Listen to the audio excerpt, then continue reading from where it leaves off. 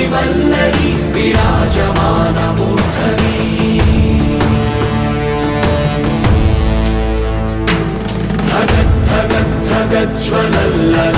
धगज्ज्वलल्ललाटपट्टपावके किशोरचन्द्रशेखरे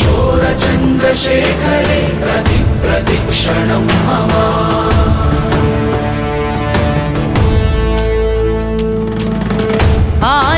ആരിവൻ കല്ലും തൂക്കിപ്പോയിടുന്നോൻ പൈതൽ പോലെ തോളുമേലെ നിന്നെ തൂക്കിപ്പോയിടുന്നോൻ ആരോരും കണ്ടതില്ല ആരുമേ കേട്ടുമില്ല ഗംഗയെ താൻ തേടിക്കൊണ്ട് തന്നെ താനെ ചുമന്ന് ശിവലിംഗം നടന്നു പോകുന്നു